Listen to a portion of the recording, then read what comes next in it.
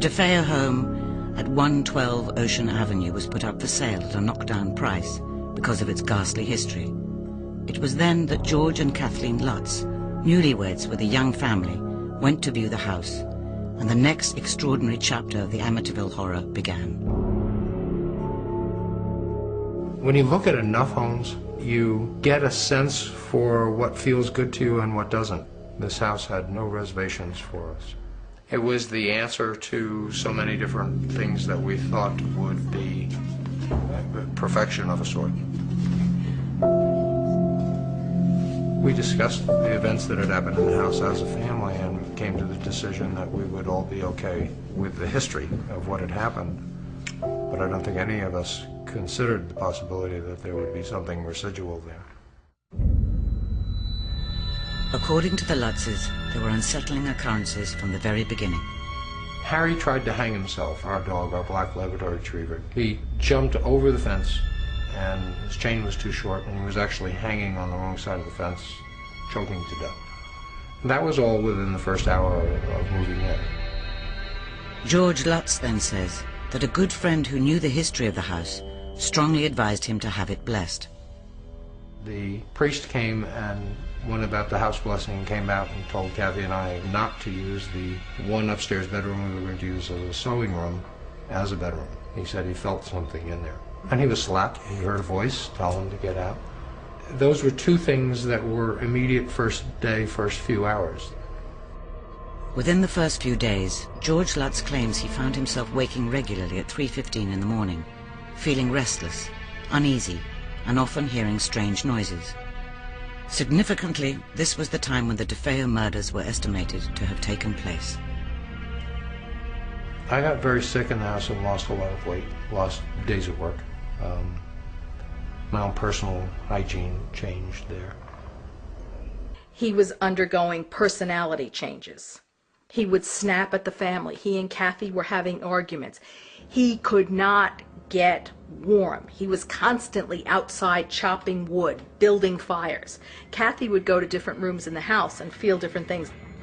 She was embraced by what she felt was someone, a woman. When she told me about it, she was quite frightened and quite disturbed by it. The Lutzes reported swarms of houseflies infesting certain rooms, highly unusual in midwinter. They were also becoming increasingly anxious about the behavior of their daughter Missy. Missy started to explain to Kathy that she had a friend, the friend's name was Jody, that it represented itself to her as a large pig. When Jody told her that he was glad she was there and she was going to be living there forever, that was quite disturbing. As the days went past, the Lutzes claimed that more and more strange things were happening around them. When you hear screams at night and you hear footsteps at night and the kids are saying strange things and the temperatures in the house vary and the spots that would appear on the carpet in the morning, the progression of certain toilets turning black, the china actually turning black.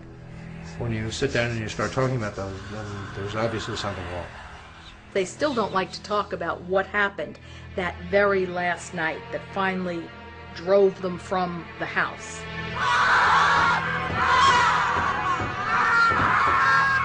I will never be able to set aside what had gone on that night, all night, and the boys, the way they looked and what they said when they came down that morning.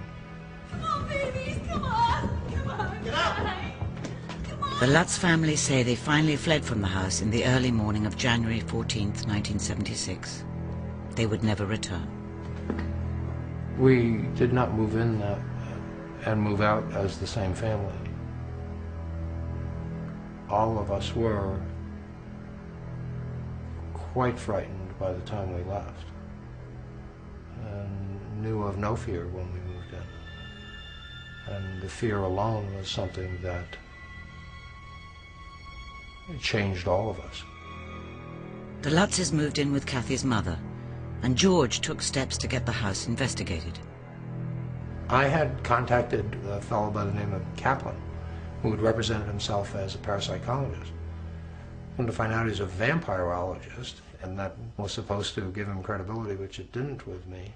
My husband did tell him that we don't charge you anything, but we are a public service organization, and if we find something backing what you say is there, we will tell the public what we found, and if we find that there isn't anything, we'll tell the public that, and if we find that you're putting us on and this is a hoax, we'll also tell them that. 3 days later, George Lutz contacted Kaplan again. He was very upset by some quote that my husband had said in the newspaper saying that he would be investigating. And he said, I told you I didn't want any publicity, and, you know, I'm going to have to now postpone your investigation for at least a couple of weeks because we didn't want any publicity about this. And my husband found out the next day that that was the same day that Lutz and his wife had given this press conference in the morning. So in the morning he's giving a press conference, and in the evening he's telling us he's canceling our investigation because he doesn't want the publicity. In an extraordinary twist, this press conference was organized by none other than William Weber, Ronald DeFeo's defense attorney. Weber was now representing DeFeo in the appeal against his earlier conviction. Seemingly, he and the Lutzes had made contact in the immediate aftermath of their leaving the house. Weber called a press conference with Newsday and told us that Newsday demanded that we be there. Again, a bell went off with my husband. Why is William Weber, the defense attorney for the mass murderer Ronald DeFeo, now representing this gentleman Lutz, who had moved into the house afterwards, and what's the connection there? I was approached by a Paul Hoffman, who at the time was a freelance writer for the news, and indicated that the Lutzes would like to meet with me. And I said, you know, I too would like to meet with them because coincidentally I had been given an oral commitment that we would get a large advance for a book and a movie. Weber never, in those first meetings, ever brought up the idea of that. He was very keen on helping his client get psychological help. At least that's what we were led to believe. We felt that what happened to us was an indication of what quite possibly could have also affected him. At one particular meeting, Weber claims he revealed some key details of the DeFeo crime, details that were to be of vital significance in the Lutzes' subsequent story. We were there from about 9 or 10 in the evening to 3 in the morning, drinking wine, and I can't tell you how many bottles of wine we had, but it was many. I had photographs of the crime scene, and based upon the photographs and other facts that I had related, we developed what ultimately turned out to be part of the Lutzes' version of the possession aspect of the case. The Lutzes let me listen to a tape recording that they had made with William Weber. And in fact, George Lutz, before playing the tape, prefaced his remarks to me and said, I'm not particularly proud of this. For instance, I showed them pictures of the blackish, greenish fingerprint powder that was all over the house, put there by the police who were looking for fingerprints. And they said, wow, look, there's the slime coming from the doors. We had pictures of Dawn's third-floor bedroom that had dead flies all over it. Well, they took Dawn's room and they had flies flying around all the time. They supplemented the facts that I was telling them about the case, and it all appeared in their book. I think when they sobered up, or the cold light of day, they felt, maybe this didn't feel right to them. But in this tape, William Weber already had, he was purporting to say, hey, we can get movies, books, film rights. He was already talking about percentages and cutting deals.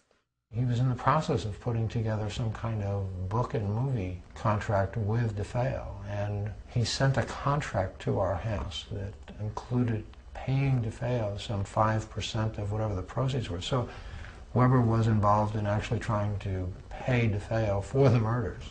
At that point, we broke off all contact with William Weber. They just disappeared off the face of Long Island after that.